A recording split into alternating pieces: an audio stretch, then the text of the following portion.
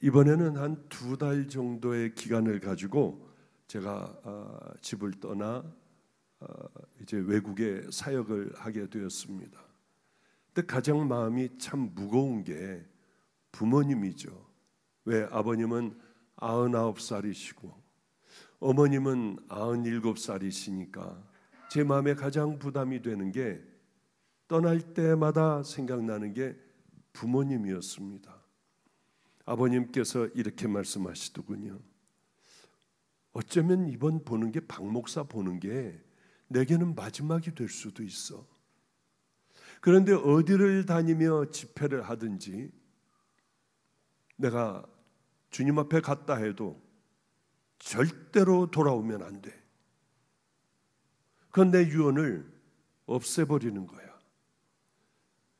죽은 사람은 죽은 자로 장사 지내게 하고 박 목사는 열심히 다니며 그 복음을 전해야 되지 않겠어?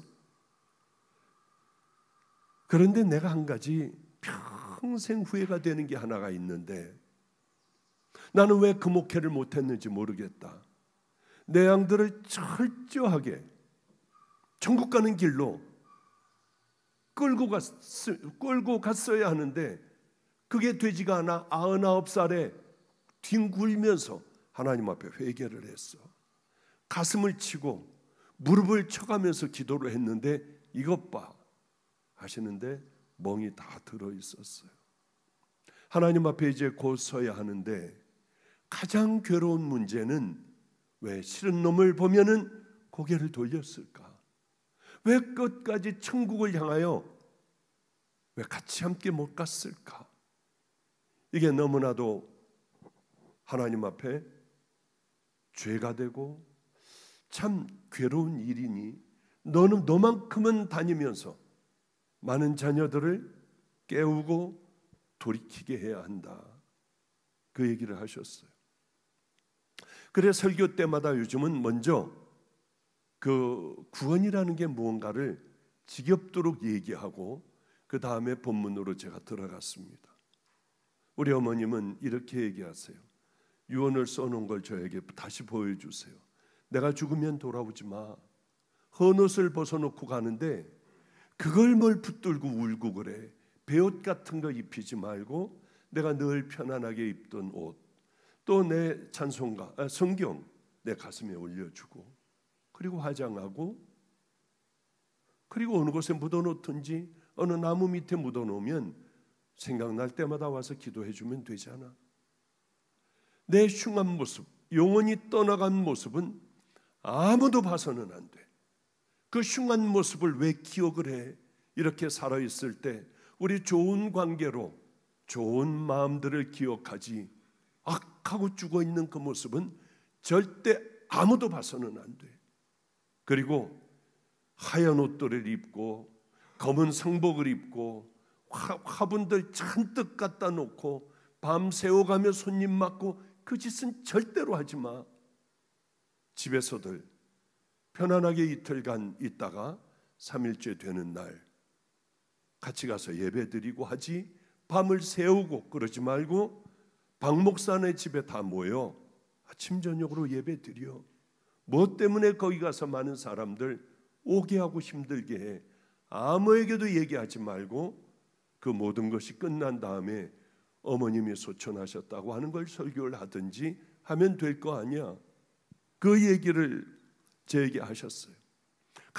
이분들의 얘기가 뭘까요? 가장 중요한 것은 내가 죽은 다음에 얼굴들을 보고 울고불고 거기서 사람들을 맞고 그게 아니라 하나님 앞에 우리가 서야 하는데 가장 중요한 것은 하나님 앞에 서는 준비들을 하고 가는 것. 그거 아니냐? 뭐 이런 말씀이었어요. 근데 제가 또 저 나름대로의 이렇게 집회를 다니면서 늘 불안한 건 아니 왜 그런 말씀을 하셨지? 이게 마지막이 될 수도 있어. 내가 밤에 잘 때 숨이 잘 안 쉬어져. 그런 말씀을 하는 아버님 괜찮으실까? 보면은 카톡을 하세요. 두 분 다 카톡을 아주 잘 하세요. 유튜브에 있는 여러 가지 저에게 보내시기도 하고요. 잘 있었니? 그래, 나는 건강하니까 염려하지 마. 아이고, 이제 3주 있으면 박 목사 볼 수 있겠네. 같이 다들 카톡으로 주고받으며 염려하지 말고, 그래도 아직 건강하고 오늘은 사우나도 갔다 왔어. 그러니 걱정하지 마 하시는 부모님들, 건강하신 부모님들을 또 생각하면 든든하게 이제 마지막 아프리카에 이렇게 사역을 하고 부모님을 볼 생각하니까 또 감사하고 기다려지기도 하고 해요.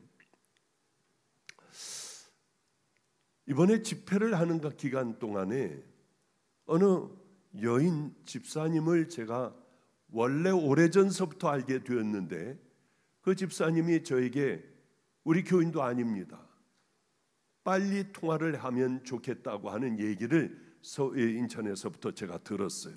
그러면 나하고 연결을 해드려라 해서 연결을 했거든요.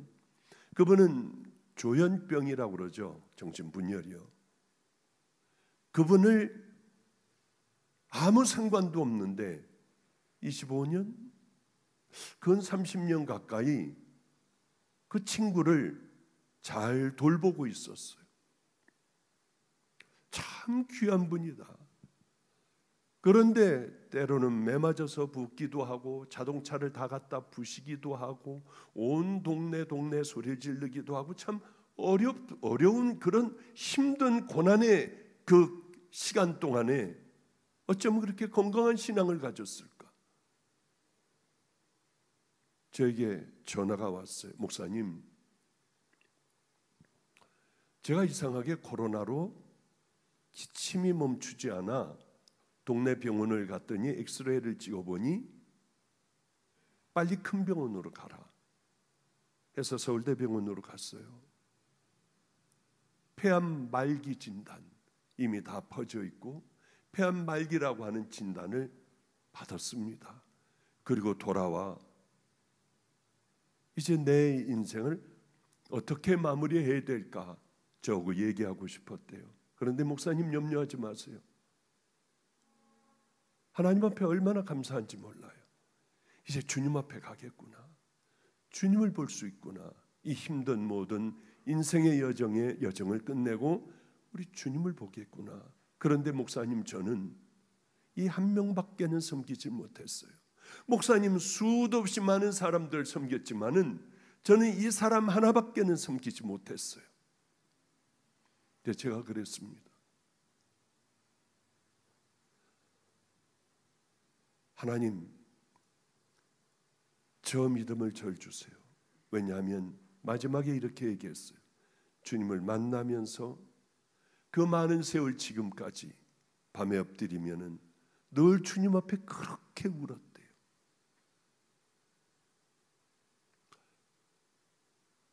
그런데 오늘 밤도 역시 많은 눈물을 흘렸어요. 우리 주님 앞에. 아는데요, 하나님, 저건 내 거가 되게 해주세요.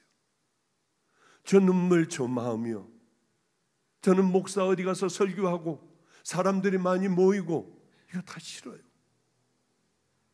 죽어가는 저 여인과 나와 바꿔주세요. 목사의 가장 큰 행복이 뭘까요?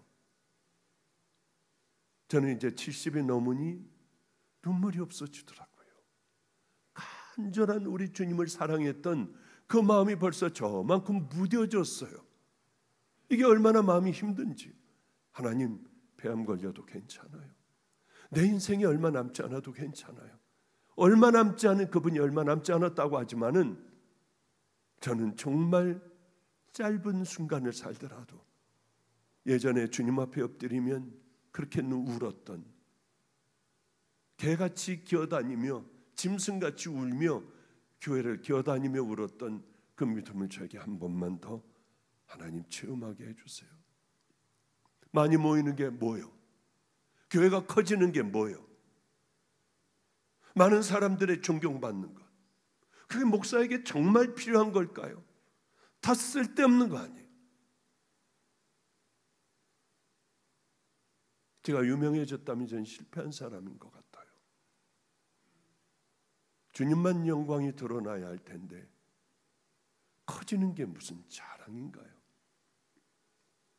유명한 게 뭐가 자랑인가요? 부끄럽기가 짝이 없는 것이라고 생각이 들었어요. 엎드려 매일 우는 목사가 되면 얼마나 좋을까? 가슴을 치는 목사가 되면 얼마나 나는 행복한 사람일까? 하나님 내게 다시 눈물과 그 감격을 허락해 주세요. 나이가 먹어가니까 굳어져요. 우린 지금 하나님을 뜨겁게 만나 지금 다시 한번 믿음의 길을 걸어가지 않는다면 비뚤어진 믿음으로 딱딱하게 굳어진 채로 몇십 년간 얼마든지 우리는 이 믿음 생활을 할 수 있다고 하는 거예요. 굳어지면은 돌이키기가 어려워요. 깨뜨리기가 어려워요. 대부분의 사람들, 많은 사람들 마지막을 제가 많이 봤습니다마는 저 시커먼 게 나를 데리러 간다고 악을 쓰고 제 손을 제 옷을 꽉 잡고 아니면 제 손을 정말 어쩌면 죽어가는 사람들이 그렇게 힘이 좋은지요. 꽉 잡고 나 어디로 가느냐요. 그걸 제가 어떻게 합니까? 저 시커먼 게 날 데리러 왔대요. 그럴 때마다 간절하게 기도해 주는 것밖에는 제가 해줄 수 있는 건 아무것도 없어요. 그렇다고 하여 그 사람이 지옥을 갔다 천국을 갔다 그런 얘기는 저는 하지 못해요.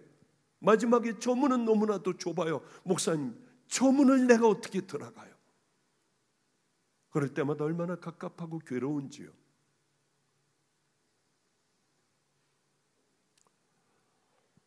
우리는 늘 울어야 해요. 내가 누구인지 알아야 회개를 하지 않을까? 회개할 거 아니에요. 내가 늘 주인이 되어 살아오게 되면은 바로 그렇게 그 인격으로 굳어져서 그렇게 살아가요. 내가 누구인지 알면 비로소 우리는 고칠 수가 있는데 누가 지적해 주는 사람도 없으니 내가 누구인지도 모르는 채. 김성준 목사가 아까 그런 기도를 하더군요. 흰옷을 입은 줄 알고 그렇게 기도하던 우리들 하나님 버려진 자 아닌지 다시 한번 생각하게 해달라고요. 오늘 무슨 설교를 할까 하다가 그 여인의 눈물이 생각이 났습니다. 한국 가면 제일 먼저 만나야지. 가서 기도해 줘야지. 그런 생각을 했어요. 오늘 베드로의 닭울음 소리죠. 베드로는 닭울음 소리를 들으며 마음이 늘 무너지는 것 같았을 거예요. 이미 십자가에서 소천 돌아가신 예수님과의 그 삶들을 생각을 하고 또 그 주님을 하나님의 아들이신 그 주님을 배신을 하고 부인을 하고 저주까지 하고요. 자기가 그랬을 줄은 정말 몰랐을 거예요. 그런데 그 닭울음 소리가 주님의 한마디 닭울음 소리가 베드로를 베드로 되게 해준 것 같아요. 주님을 사랑했는데 내가 왜 주님을 십자가에 못 박았을까? 내가 왜 그런 비겁한 자가 돼 있을까? 여러분들 가운데도 그렇게 고민하는 분들이 참 많을 거예요. 그런데 그 갈래길에서 아주 중요합니다. 내가 왜 그렇게 못했을까? 나는 왜 인격적인 삶을 살아가지 못했을까? 오늘 아침에도 선교사들에게 그런 밥을 먹고 그 얘기를 했습니다. 우리 선교사들은 진짜가 돼. 가짜가 되지 말고. 그러려면 마음에 늘 눈물을 흘려야 해. 내 자식 입에다 넣어줄 걸 자식에게 주지 않고 굶주리고 있는 다른 애들에게 나눠줄 줄 아는 그 믿음의 용사들이 돼야 돼요. 가짜가 돼서 겉으로는 그럴듯하지만은 속은 이미 하나님의 사람이 아닌 버려진 채로 굳어져 다시 돌아올 수 없는 그 사람들이 되지 말라고 하는 것을 아침을 먹고 소파에 앉아 우리는 함께 이야기를 했어요. 그것이 자책감이 되면 안 돼요. 거기에서 바로 그 시점이 굉장히 중요한데 나는 왜 이럴까? 나는 주님을 사랑하지 않은 사람. 오늘 내가 미워한 사람도 있고 용서하지 못한 사람도 있고 오늘 나는 또 음란했고 거짓과 유선투성이로 살아왔고 나는 주님을 사랑하지 못하며 나만을 사랑하고 내 가족만을 사랑한 난 그런 사람 같아. 바로 그럴 때가 중요하다고 하는 거죠. 그러니 나 같은 것들은 지옥 갈 거야 하는 것은 마귀가 탁 물어가는 것이고요. 이것이 닭울음 소리가 되어 가던 길을 돌이켜 이제는 그렇게 살아가지 않을 거야 하는 삶을 살아간다면 우리는 주님의 사랑받을 믿음의 자녀일 겁니다. 베드로는 많은 것을 주님과 함께 경험을 했어요. 아무리 밤새도록 그물을 던졌지만은 고기 한 마리도 못 잡은 그날 주님을 만나게 됐습니다. 가장 바닥을 쳤을 때요, 예수님께서 저 깊은 곳에 그물을 내려라. 말도 안 되지만은 깊은 곳에 그물을 내리니 배가 가라앉을 정도로 많은 고기를 잡았습니다. 파도가 몰아치며 광풍이 휘몰아칠 때 예수님께서는 파도야, 바람아 잠잠하라. 갑자기 파도는 잠잠해지고요, 바다는 잠잠해졌습니다. 죽어가는 자들을 살리시기도 하고 한 번에 10 문둥병 환자들을 회복시켜 주시기도 하고요, 바디메오의 눈을 뜨게도 하시고 혈루증 걸린 여인도 말도 못하는 많은 기적을 체험했습니다. 그리고 예수님에게 이런 고백까지 했죠. 주는 그리스도시요 살아계신 하나님의 아들이십니다. 그래, 너는 시몬이 아니라 이제 베드로야. 반석 위에 지어진 베드로야. 얼마나 행복했을까요? 베드로는 날이 가면 갈수록 자신만만해졌습니다. 예수님의 오른팔이었어요. 언제나 세 제자를 데리고 다니셨어요. 그 중에 최고였습니다. 목숨을 걸고라도 나는 예수님을 지킬 거야. 나는 곧 십자가에 못 박힐 거야. 절대로 그런 일은 일어나서는 안 됩니다. 정말 예수님께서는 겟세마네 이 산에서 기도하고 있을 때에 군인들과 제사장의 종들이 예수님을 잡으러 왔어요. 베드로는 품에 있던 비수를 꺼내어 휘두르기 시작했습니다. 제사장의 종 말고의 귀를 잘라내버리기도 했어요. 이렇게 예수님을 사랑했습니다. 오늘 밤에 다 너희들이 나를 버릴 거야. 여기 있는 모든 사람들이 다 예수님을 버린다 해도 저는 절대 주님을 버리지 않습니다. 주님과 함께 십자가 지고 주님과 함께 나는 죽을 거야. 내가 다 굴기 전에 나를 부인할 거야. 그런 일은 있을 수 없습니다. 절대로 주님을 부인하지 않을 겁니다. 주님 감옥에 가세요? 좀 저도 갑니다. 주님 십자가 지세요? 저도 집니다. 절대로 주님을 부인하지도 않을 거예요. 아니 어떻게 주님은 저를 그렇게 보십니까? 제가 가룟 유다입니까? 아니 저하고 3년 동안 지내면서 저를 모르세요? 정말 그는 그렇게 죽으려고 했어요. 그런데 말입니다, 그 능력의 주님이 군병들에게 매를 맞는 거예요. 뺨을 때리면 그저 뺨 맞는 대로 이렇게 맞는 거예요. 끌려갔어요. 자기가 생각했던 메시아가 아니에요. 그 능력의 주님이 아니에요. 그러자 갑자기 두려움과 무서움이 몰려오기 시작을 했어요. 이건 뭐야? 그럼 내가 이 능력 많으신 주님께서 왜 갑자기 가만히 계셔? 아니 힘없이 어떻게 이렇게 끌려갈 수가 있어? 예수님의 제자들은 다 도망갔어요. 베드로도 무서워지기 시작했어요. 예수님께서 가장 가까이 두셨던 요한도 옷을 벗어버린 채 도망을 가는 거예요.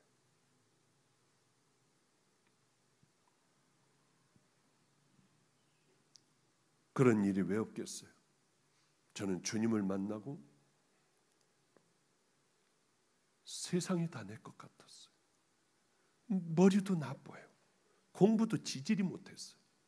그러던 제가 다 끝내고 의사가 됐습니다. 주님이 부르시더라고요. 너는 내 종의 길을 걸어갈 거야. 다 버렸어요. 땅, 이 모든 것들, 집, 건물 다 팔아버렸어요. 그리고 가난한 사람, 어려운 사람들에게 다 나눠주고 저는 20만 원밖에 없는 거예요. 이제 모든 재산은 제게 하나도 남겨놓지 않았어요. 왜? 다시 만질까 봐. 그렇게 뜨겁게 주님을 만났습니다. 정말 많은 걸 포기를 하고 확 뒤로 돌아서 그 길을 걸어갔어요.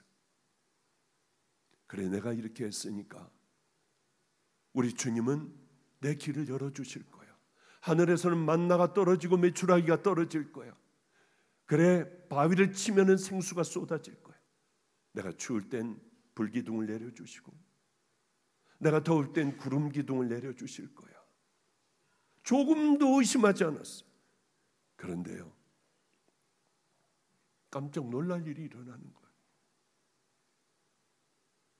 험한 이 범죄가 제일 많이 안성에서 일어나고 온갖 범죄들이 일어나는 바로 그곳에 돈이 없으니 교회를 만들 수밖에 없었습니다.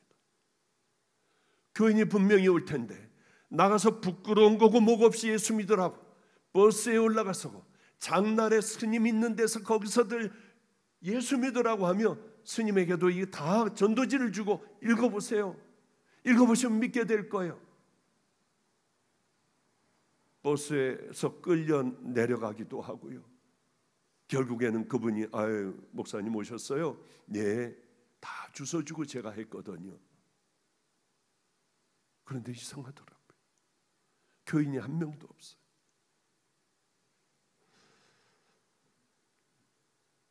애들이 거듭나지도 못해요. 길거리 아이들이요.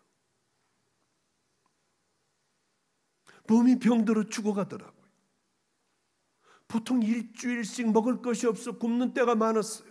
물로 끼니를 그저 이을 때가 많았어요. 애들은 배고프다고 도망을 가고요. 추워서 못 견디겠다고 애들은 다 도망들을 갔습니다.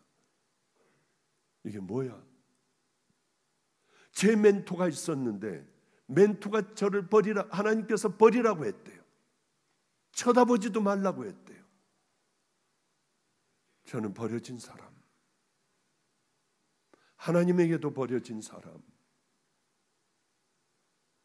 주님에게도 버림받은 사람. 이게 제일 힘들었어요. 병든 거는 너무 아파서 긁을 때 이불을 긁고 벽을 긁을 때 손톱이 제껴지기도 했어요. 사람들에게 버림받는 건 괜찮은데 주님으로부터 버려라. 저 종은 버려라. 그때부터 저는 정신병자 같았어요. 불안하고 괴롭고 이게 뭐야? 어쩐지 교인은 한 명도 없고 알코올 중독자, 깡패들, 교도소에서 나온 사람들, 마약 뭡니까? 그 본드 중독된 애들, 이 사람들밖에는 없었어요.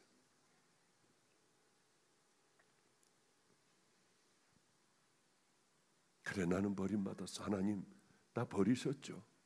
천국 맨 끝자락에만 갈 수 있게 해주세요. 제가 생명을 다할게요 하고 아파 죽어가는 몸으로 12층까지 올라가 대우 아파트라는 데예요. 처음으로 안성에 세워진 12층 아파트까지 가. 어느 분이 거기서 걸어 올라가는 거예요. 엘리베이터 타면 안 될 것 같아가지고 걸어 올라가 숨을 헐떡거리며 얼굴은 누렇게 뜨고 빼짝 마른 모습으로 문을 열어주면 발부터 집어넣고 잠깐만 제 말 들어주세요. 저 오래 못 살아요.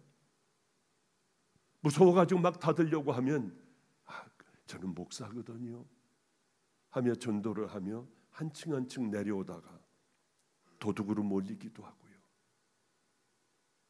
하나님, 저 괜찮아요.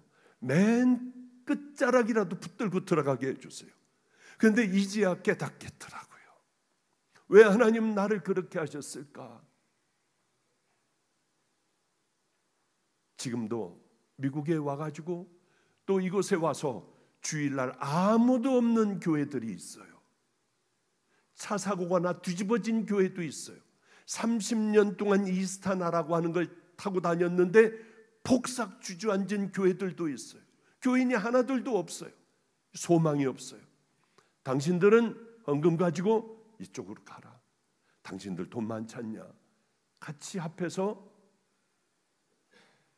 좋은 차를, 스타렉스라고 하는 차를 해 그 집에 갖다 줘라. 그 교회 갖다 주고 예배 드리고 듬뿍 헌금들을 해라. 너는 이번에는 공주로들 가라. 이번 주에는 공주에 가서 그저 설교하다가도 뇌전증으로 쓰러져 버리고 간질로 쓰러져 버리고 그런 교회 가서 헌금하게 하고 예배를 드리게 하고 주변에 있는 교회들에게 나눠주기도 하고요. 왜 그러느냐? 제가 없어 봤거든요. 이번에도 어느 노숙하는 사람이 밥을 못 먹어 빽짝 이렇게 죽어간대요. 고쳐줄 수 있느냐? 당연히 고쳐주죠. 치과하고 연결하여 빨리 가서 치과해줘라 하는데 임플란트를 다 하게 되면 2천 몇백만 원 들고 몇 개를 임플란트 해가지고 틀니를 박으면 그저 1,000만 원 미만으로 끝날 것 같대요.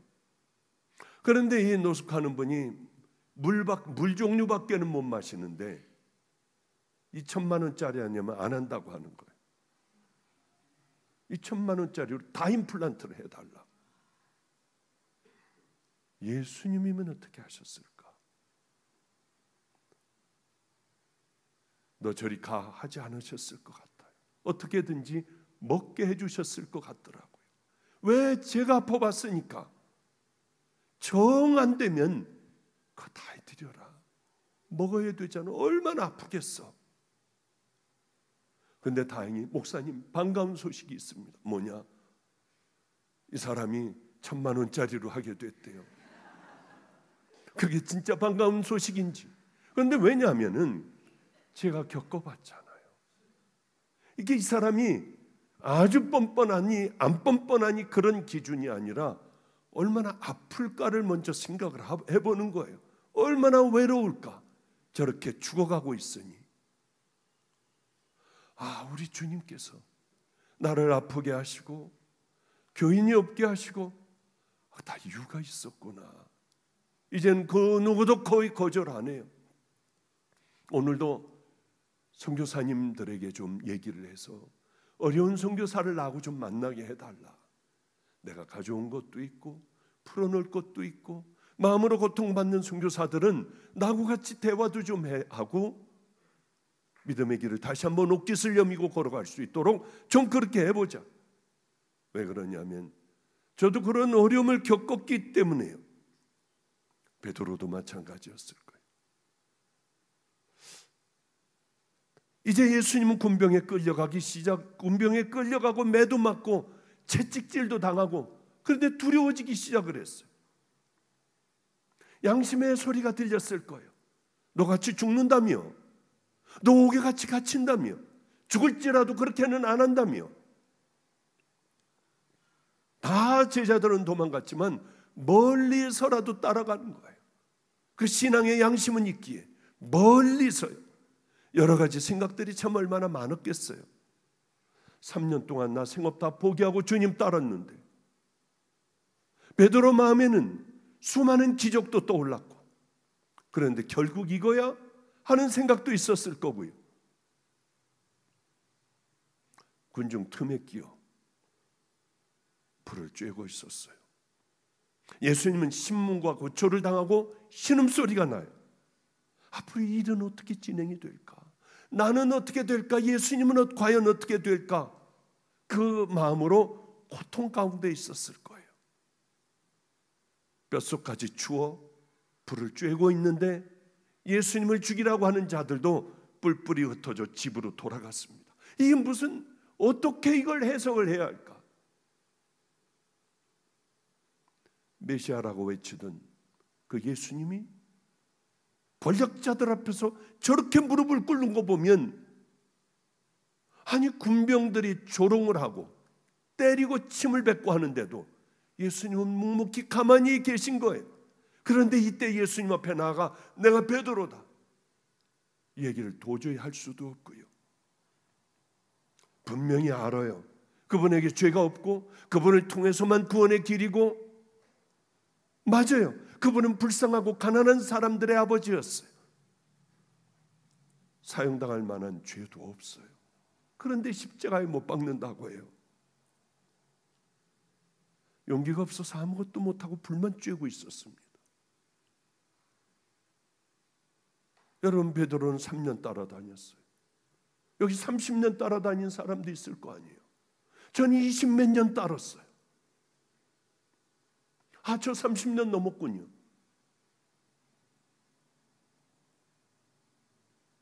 누구도 베드로가 잘못됐다고 생각하지 않을 거예요. 우리도 세상을 살아가며 얼마나 많이 세상하고 타협을 하며 살아가요. 신앙의 회색지대는 절대 있을 수 없습니다. 우리는 바알 편이든지 예수님의 편, 하나님의 편이든지 금송아지 편이든지 하나님의 편이든지 분명히 선택을 하고 살아가야 돼요. 우리가 지금 베드로가 됐다면 여러분은 어떻게 할 거예요? 멀찍이도 따라가지 않을 거예요. 아무도 베드로가 잘못됐다고 우리는 얘기할 수가 없습니다. 저는 우범지역에 있었어요. 그 위에서 그저 요만한 교회, 조그만 교회였습니다. 거기서 먹고 자고 애들 그 의자에 놓고 애들 거기서들 다 자고요. 그렇게 살아갔어요. 그런데 이런 때리는 소리가 밖을 이렇게 내다가 보니까 깡패들이 애들을 때리는데 무섭게 때려요. 그냥 벽에다 세워놓고 있는 힘을 다해서 오른눈 때리고 있는 힘을 다해서 왼눈 때리고, 그러면 쾅쾅 이게 벽에 부딪혀요. 그리고 입 있는데 한번 때리고요, 밑에를 걷어차면 애는 쓰러지면 그 다음에 발로 밟아요. 분명히 내려가가지고 제가 종이니까 이러면은 안 된다고 해야 할 텐데 저는 무섭고 겁이 많아요. 못 내려가겠는 거예요. 그냥 무릎 꿇고 하나님 어떻게 좀 해주세요, 저거 좀 막아주세요만 할 뿐이지 내려가질 못하겠더라고요. 비겁해서. 내가 매맞으니까. 쟤네들은 술에 취해 눈이 돌아가 사람들 애들을 때리는 거예요. 하나님 나 좀 용기를 줘 내려가게 해주세요. 그 다음에 또 때릴 때도 못 내려가는 거예요. 하나님 나 좀 어떻게 해주세요. 비겁하게 엎드려 기도만 했어요. 그러던 어느 날 그 많은 기도와 결단 끝에 내려가게 됐고, 거기서 당한 거는 주님과 나만이 풀어봐야 하니까 간증할 것이 없을 것 같아요. 그러나 결국은 그곳이요, 우범지역이 아니라 일반 평범한 그러한 거리가 되었어요. 제가 나올 때쯤에는요, 저도 뒤를 돌아보면 비겁하기가 짝이 없었어요. 무서운데 어떻게 해요? 당장에 매맞는데 어떻게 합니까? 베드로는 주님을 따라다니게 3년이었어요. 우린 그 10배를 더 믿은 사람들도 있을 겁니다. 그런데 그렇게 하나님을 잘 따릅니까? 우리가 살아가는 그 삶 속에 손해볼 것 같으면 우리는 주님을 쳐버리고 왼편으로 가는 그런 때가 우리에게 얼마나 많느냐고 하는 거예요. 십자가 신앙을 다짐해 보지만은 그게 우리들의 삶에서 잘 안 돼요.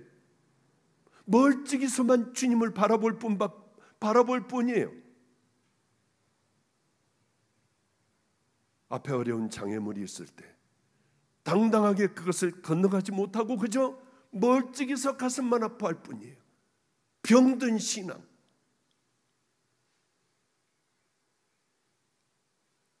나는 그렇게 멀찍이 따라가며 예수님을 부인하며, 우리는 남들이 잘못할 때는 얼마나들 비판하고 판단하고 정죄하는지.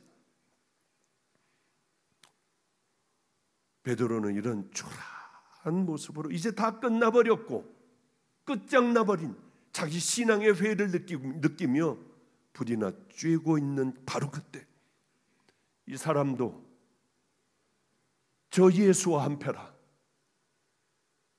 그 소리가 들리는 거예요. 계집종이 이 사람도 그 사람이에요. 베드로를 세심히 관찰하던, 그리고 그가 불안하게 이리저리 못 견디겠는 이런 불안한 행동을 보고 그를 주목을 했어요. 들킬까 봐 얼굴을 감싸고 있는 그 모습까지 다 본 그 종은 이 사람이 예수라고 하는 저자와 함께 다녔던 건 분명합니다. 지금 뭔 소리 하는 거야? 또 와가지고 또 그러는 거예요. 당신이 그 한패지. 말도 안 되는 소리 하지 마라. 이제는 저주까지 해요. 이제 도망가야지. 가야바 집에서 도망가려고 준비를 했는데, 내가 장담하건대 이 사람 말투를 보니 갈릴리 사람이야. 분명히 저와 한패야. 그때 성경은 이렇게 기록해. 저주하고 맹세를 했다고 해요. 저주하고 맹세를 했어요. 내가 지옥에 가도 나는 좋아. 저 예수라고 하는 자는 가짜야. 저는 십자가에 달리는 게 당연해. 이게 저주하는 것 아니겠습니까? 그러니까 아니구나 그렇게 여기고 한숨을 됐네 하는 그 순간 닭울음 소리가 들렸어요.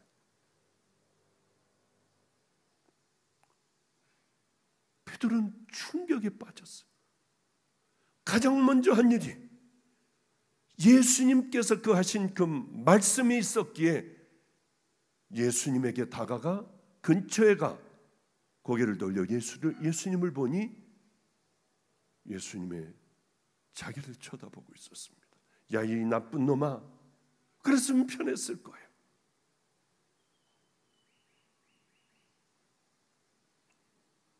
예수님께서 부드럽게 하시던 그 말씀, 베드로야, 내가 닭 울기 전에 3번 나를 부인할 거야. 주님과 마주친 그 눈은 정죄하는 눈이 아니라 내가 너를 기다렸어. 지금은 네가 실패하고 좌절하고 절망 가운데 있지만은 너는 내 나라를 귀하게 세우는 귀한 종이 될 거야. 얼마나 울었는지요. 흐르는 눈물을 이 얼굴을 감싸 쥐고 밖으로 뛰어나갔습니다. 참회의 눈물이었을 거예요. 우리는 혹시 그저 모닥불을 쬐고 있으며 예수님을 비난했다가는 큰일 날 자리에 있다고 하면은 그대로 그저 타협하고 넘어가지는 않습니까? 그러면 우리는 또 예수님을 못 박는 거예요. 그러나 주님은 너 그럴 수가 있어. 우리에게 그러시지 않고 슬픈 눈으로 우리에게 다가오기까지 예수님은 우리를 쳐다보실 것 같아요. 이게 그냥 되는 거 아닙니다. 베드로는 수도 없는 많은 과정을 겪었을 거예요. 그 이후에 또 그랬을까요? 그러지 않았을 거예요. 그 다음에는 죽음을 향하여 앞으로 걸어가지 않습니까? 이것이 바로 회개라고 하는 거예요. 우린 살던 삶을 그냥 살아가요. 그냥 예배를 드려요. 그러면 다 된다고 생각을 합니다. 정말 회개가 그걸까요? 하나님께서 여러분의 회개를 받아주시는 회개가 그렇게 나와 예배 한번 보고 아무 일 없었다는 듯이 그냥 집으로 돌아가는 게 회개일까요?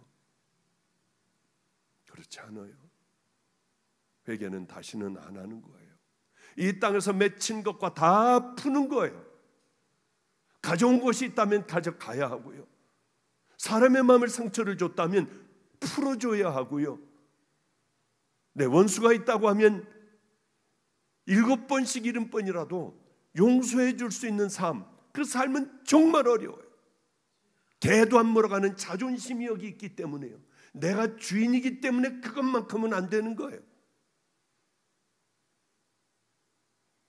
주인의 자리에 하나님 나를 끌어내리소서. 이놈은 나를 비뚤어진 잘못된 곳으로 가게 하는 이 나를 끌어내어 부리질러 버리소서.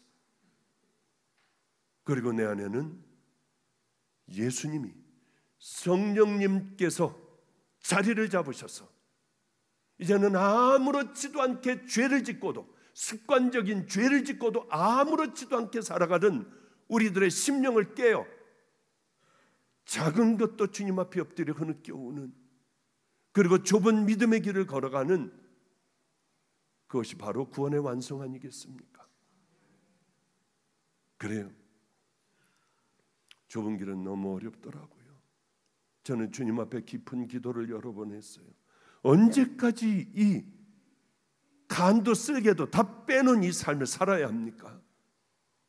그럴 때마다 내가 내 품에 안기는 그날까지다. 그저 마음으로 그 음성이 들려요. 마태복음 5, 6, 7장을 저는 20몇 년간 늘 큐티를 해요. 왜 큐티를 하느냐 하면 내가 얼마나 죽일 놈이라는 걸 알겠더라고요. 내가 얼마나 못된 놈이라고 하는 걸 알겠더라고요. 사랑도 못하겠고 용서도 못하겠고 그저 겸손한 것도 못하겠고요. 내가 이런 죄인인 것을 꼭 알게 되니까 십자가 찾게 되고, 하나님 그저 그리스도 예수 안에만 있게 해주세요. 이 기도하고 어떻게 남을 정죄하겠어요? 어떻게 남을 용서를 못하겠어요? 난 더한 놈인데. 많은 억울한 일들을 뒤집어 쓸 때도 있어요.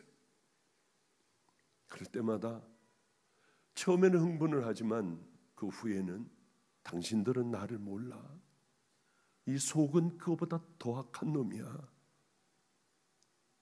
그 생각을 하면 덜 억울하더라고요. 우리가 정말 하나님의 자녀인지, 하나님의 자녀는 불같은 말씀을 전한다고 하고 찬양을 뜨겁게 한다고 만들어지지가 않아요. 내가 정말 그 죄인이라고 하는 걸 깊이 깨닫는 순간에 우린 비로소 거듭날 수가 있고 가치관의 변화가 일어날 수가 있고요. 내 삶에서 풀고 또한 용서하고 사랑하고 그러지 못했던 그 길을 향하여, 예수님 가신 그 길을 향하여 우리는 걸어갈 수 있는 믿음의 자녀가 될 수 있는 것이죠. 이 얘기만 하고 끝내겠습니다. 하나님 만나고 깜짝 놀랐어요. 뜨겁게 만났어요. 불덩어리가 됐어요. 이제 난 다 됐어. 이제 난 성자의 길을 걸어갈 수 있을 거야. 그 누구보다도 사람들 참 이상해. 아니 이걸 왜 못 걸어가? 왜 용서 못해? 세월이 지나며 내 안에 음란이 있더라고요. 거짓이 있더라고요. 위선이 있더라고요. 탐욕이 있고요. 깜짝 놀랐어요. 이건 뭐야? 이건 남겨진 우리들이 싸워야 할, 내 죄를 깨끗하게 씻어주신, 그리고 정결케 해주신 그 은혜로 예수님의 십자가에 달려 돌아가심으로 이제 우리는 가만히 있으면 다 되어버리는 게 아니라, 베드로도 가만히 있으면 이제 모든 게 다 끝장나 그 길을 향해 달려가는 것이 아니라 싸우는 그 싸움은 우리가 해야 할 몫이라고 하는 거죠. 나를 끌어내리고 용서도 하고 사랑도 하고 그저 끌어안기도 하고 여기까지 오기를 기다려 주기도 하고 하며 걸어가는 것이 우리들이 살아가야 할 좁은 길, 순종의 길, 반석 위에 세운 집, 그 천국을 향해 걸어가는 귀한 길을 성령님과 함께 그 길을 걸어가는 겁니다. 우리 모두가 다 함께 그 길을 걸어가는, 그리고 늘 베드로가 울었던 주님의 음성, 내 죄를 지었던 바로 그러한 모든 것들이 여러분에게 닭울음 소리가 되기를, 그리고 정신을 차려 이제 그 믿음의 길을 결단하는 귀한 성도님들 되시기를 주님의 이름으로 축복합니다. 기도하겠습니다. 하나님, 우리는 참 어리석은 자들입니다. 머리로는 너무나도 잘 알고 있고 이것을 말로 표현하고 잘 아버지여 말씀으로 이끌어낼 수도 있지만은 우리는 살지 못한 부끄러운 자들입니다. 예수님, 우리도 예수님 안에 있으려 몸부림을 치니 순종할 수 있는 그 은혜를 베풀어 주소서. 잘 안 되니 작은 것부터 성령님 깨닫게 하여 주시사 이제는 예수님의 자녀들, 예수 그리스도의 신부들이 될 수 있도록 딱딱하게 굳어진 우리들의 심령을 내 말씀은 불같지 아니하느냐, 내 말씀은 방망이와 같지 않느냐 쳐서 깨뜨릴 우리 주님의 그 방망이로 우리를 깨뜨려 주이사 이 모습이 아니라 거듭난 믿음의 자녀로 우리 아버지 앞에 설 수 있는 귀하고 아름다운 자녀들 다 되게 하여 주시옵소서. 이제는 악하기가 짝이 없고 같은 죄에 늘 넘어지는 우리 같은 죄인을 위하여 십자가에 달려 돌아가신 우리 구주 예수 그리스도의 은혜와 더럽고 추하기가 짝이 없는, 쳐다보기도 싫으실 텐데 이 악한 세상에 독생자를 보내주신 하나님의 사랑과 오늘도 깊이 깨닫게 하여 주시사 이 가운데 있는 성도들 가운데 삶을 결단하고 버리며 이제는 믿음의 길을 선택하는 그 마음을 허락하여 주신 성령님의 내주교통 감동하심이 이곳에 모여있는 귀한 성도들 머리 위에, 이 제단 위에, 또한 가족과 특별히 자녀들, 병든 자녀들 머리 위에 이제로부터 영원히 함께 하시기를 간절히 축원하옵나이다. 아멘, 아멘. 우리 주님을 붙들어 주소서. 치유와 회복으로 함께 하여 주소서. 오늘도 결단하는 믿음의 자녀들이 일어나 함께 그 길을 걸어갈 수 있게 되기를 소망합니다. 주여 도와주시옵소서. 우리들의 마음의 문을 열어주시사 부정물들이 다 빠져나오게 하여 주시고 예수 그리스도의 보혈로 하나님의 은혜로만 가득 채워주시사 우리들의 말하는 것도 우리들의 살아가는 삶도 주님의 은혜 가운데에 그 길을 살아가는 귀한 성도들의 삶이 되게 하여 주시옵소서. 아멘. 주여 믿습니다.